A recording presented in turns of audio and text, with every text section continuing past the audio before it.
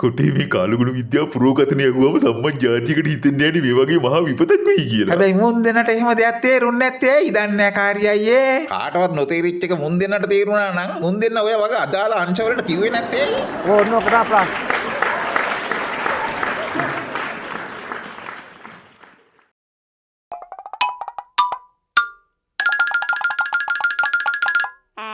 හරි අද අපි කතා කරන්න යන්නේ මොනවා ගැනද?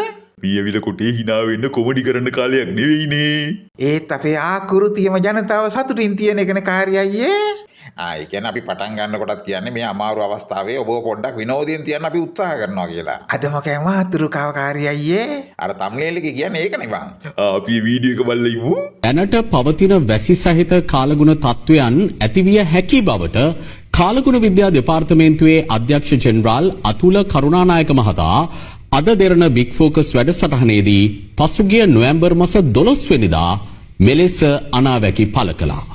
ඒක ඇත්තටම දැන් ඔබත් එක්ක කරපු බිග් ෆෝකස් වැඩසටහනේදී කාලගුණ විද්‍යා අධ්‍යක්ෂ ජෙනරාල්තුමා අතුල කරුණානායක මහත්මයා කියනවා සති එකමාරක් ඇතිනේ. සති දෙකක් නොවැම්බර් 12 වෙනිදා. නොවැම්බර් 12 වැඩසටහනේදී කියනවා මෙහෙම තත්ත්වයක් වර්ධනය වෙන්න නියමිතයි. මේකේ තත්ත්වේ බරපතලයි. මේක වර්ධනය වුණොත් යම් තත්ත්වවලට මුහුණ දෙන්න පුළුවන් කියලා. ඒ නිසා ඒකාබද්ධ යාන්ත්‍රණයක් අවශ්‍යයි. ඒකාබද්ධ යාන්ත්‍රණයක් අවශ්‍යයි. දැන් ඔන්න කොටේ දැන් මේ වෙනකොට 100% ඔප්පු වෙලා තිනවා මුන් දෙන්න කියපු කතාව 4 වරක් කෙවරයක් කියලා. අනිවාර්යෙන් ওই බුල් ෆෝකස් එකේ එහෙම දෙයක් කියලාත් නැහැ. ඕක ඇතුලේ ඒකාබද්ධ යාන්ත්‍රණයක් හදන්න ඕනේ කියලා හාන් කවිසියක් කියලාත් නැහැ. ඕන් දෙන්න එදාර නයි කෝලම ගෙනාවේ කාලගුණ කෝලමකුත් ගේන්න දන්නේ නැහැ ඔය තටමන්නේ. මේක වෙල හොඳ පුරෝකතනයන්නේ. දැන් අපි අනික් පැත්තට ගත්තන් පස්සේ අපි හැමතිස්සෙම චෝදනා කරන්නේ නිලධාරියා කාලගුණ විද්‍යා දෙපාර්තමේන්තුව කිව්වේ නැත්තම් යල්පන ගිය කාලගුණේ එහෙම නැත්තම් යල්පන ගිය භූවිද්‍යාව ඔබතුමාලගේ මේ ඔබතුමාලගේ සම්බන්ධ මේවා ටික තමයි කියන්නේ. හැබැයි දැන් අනතුරු ඇඟවීම කරානේ. දැන් මේක ජනගත වුණානේ. ඒක අනිත් ආයතන වලට යවලක් තියෙනවා. මම විමසුවක් ඔබ කාටද යවුවේ කියලා ඊයේ එතුමා මෙහි ආපු වෙලාවේ. එතුමා සියලු ස්ථාන වලට යවලා. ඒක දැනුවත් කිරීමක් කරනවා. අපේ කොට කප්පුගේ කඩපු පුරන්න. හයි බා. බොරු කියන්න එපා. බොරුව සමාජගත කරන්න එපා. ගොම්බු චතුර කොල්ලෝ රටේ මිනිස්සු ඉන්නේ ওই බුල් විශ්වාස කරන යුගයේ කියලා ඔබ දන්නේ නැද්ද හැට ගෙව්වෝ? එතකොට දැන් කවුද මේකට නිසිබර තිබ්බේ? ඒ කියන්නේ එක්ක මේක ගණන් ගත්තේ නෑ. අර කතාවකට කියනවා මම ගහයි කියලා හිතුවා මෙහෙම ගහයි කියලා හිතුවේ නෑ වගේ කියලා.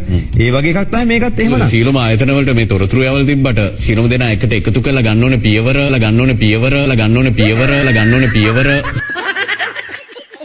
ජූන් කලින්ද උඹ අතපය කොර වෙලා යයි බං උඹලා දැනම ජනතාව නොමග යවන්න ගොම් බීගල් අදපානකොට. අපි බලමු කාලගුණ විද්‍යාවෙන් ඇත්තටම කිව්වේ මොකක්ද කියලා. වාසනාවට ගොඩක් වෙලාවට ලංකාවට බොහෝ දුරට අඩු සයික්ලෝන් තමයි ඇවිල්ලා තියෙන්නේ. හැබැයි මේකත් අපිට පේන්නේ දැනට කැළඹෙන ස්වභාවයක් තියෙනවා නම් ඉදිරි දින කිහිපය තුළ මට තියෙන එක්ස්පීරියන්ස් අනුව මේක අඩු පීඩන කලාප පීඩනාපාත මට්ටමට යන්න පුළුවන්. සුලිකුණාර කියන වචනේ දැම්ම මම කියන්නේ. හැබැයි ඒක තුළ අපේ ලංකාවේ තියෙන කාලගුණික තත්ත්වේ දැනට තියෙනවට වඩා වැඩිවීමක් තියෙනවා. හැබැයි ඉතින් මෙහෙමයි වර්ෂාව එනවා කියන එකේ පොසිබිලිටි එක වැඩි. ආයි කියන්නේ වැස්ස වැඩි වෙනවා කියන එක හරි සුලිකුණාටු කතාවක් කියවෙන්නේ නැහැ. වැස්ස වැඩි වෙනවා කියන්නේ සුලිකුණාටු කියලා හිතුවක් දන්නේ නැහැ වර්ණ දෙයක වහුවටව දෙන්න.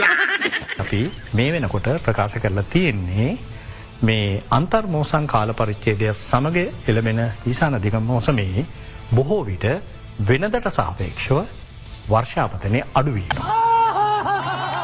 කොටේ මේ කාලගුණ විද්‍යාව පුරෝගතනය වුවම සම්මන් ජාතියකට හිතෙන්නේ නැහැ මේ වගේ මහා විපතක් වෙයි කියලා. හැබැයි මුන් දෙන්නට එහෙම දෙයක් තේරුන්නේ නැත්තේ ඇයි? දන්නේ නැහැ කාර්යය අයියේ. කාටවත් නොතේරිච්ච එක මුන් දෙන්නට තේරුණා නම් මුන් දෙන්න ඔය වගේ අදාළ අංශවලට කිව්වේ නැත්තේ ඇයි?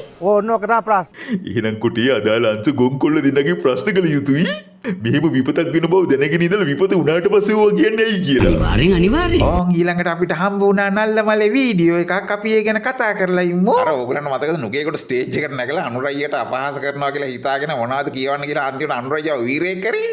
තඹුත්තේගම රම්බණ්ඩගේ කොල්ලා අර ඔබ තමුන්නාන්සේලාගේ පන්තියේ එක්කෙනා.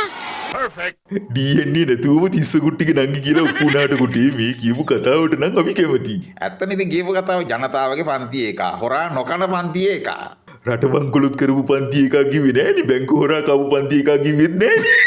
ඒ නංගට මං ආදරෙයි අනුරයි අපේ පන්තිය කිව්වට ඒ නංගියගේ ගෙවල් කොහෙද දන්නේ නැහැ කාර්යය අයියේ. එයාට කවුරු හරි ඉන්නවයි.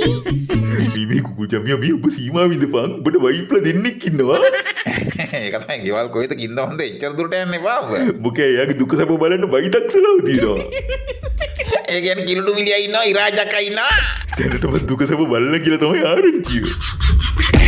ඉතින් කොහොම හරි තිස්ස කුටි නගාට හොඳ කලක් යනවා දැක්ක තවත් නංගේ. දන්නා විදිහට ටික්ටොක් කරගෙන ආතල් එකකුත් ලාවට අරගෙන කාලයක් ටික කාලයක් හිටියා නංගා බෝම ඉස්සර. ටික්ටොක් නංගටම කෑවුනේ හිම්බා. මේ නංගට ඉදලා තිස්ස කුටි නගාට අච්චර පුළුවන් නම් මට කොච්චර පුළුවන්ද කියලා. අදත් වඩ පුළුවන් නම් මට කොච්චර පුළුවන්ද මෙතන නංගා මොකෑ කරේ? තිස්ස කුටි නගා නම් වැඩ වෙන්නලනේ වයිතක්සලාවට ගියේ. එතකොට මේ නංගා මේ නගා තීරණය කරා වයිතක්සලාවට ගිහින් ට්‍රේන් වල පස්සේ වැඩ වෙන්නන්න. ඉතින් වයිතක්සලාවෙන් මේ නංගව බාරගත්තේ ඇයි? බාරගත්තා කිලුටු මිලියා වදාගෙන උම් එකක් දීලා බාරගත්තා. ඇහුන්නේ කොල්ලෝ.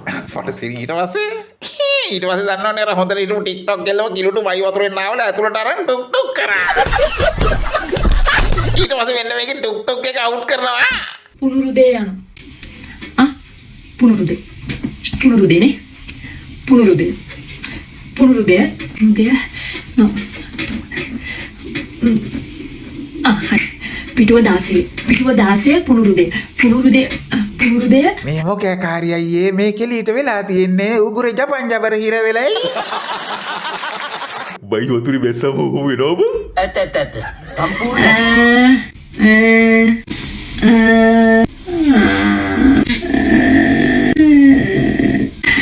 ඔය ඇවිල්ලා බයි ජලයේ තියෙන අසුචි මිශ්‍ර සංඝටක ශරීරය ඇතුළට ගියාම වෙන දේ. මතක ශක්තිය වඤ්ඤං වෙලානේ. පුනුරුදේ අනේ අම්මේ එක අකුර කියන්න මුලින් වෙන අකුර කියන්න. දැන් පුනුරුදේ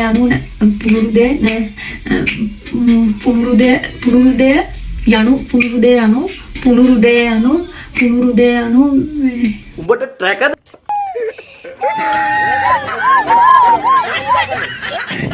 ඇයි නගා අඬන්නේ හින්වත්? නගා අඬන්නේ මිලියයි කවුන් ඉරාජේ මදිවට. රජගෙදර පරවියක් මේ කිව ටුක් ටුක් කරලා.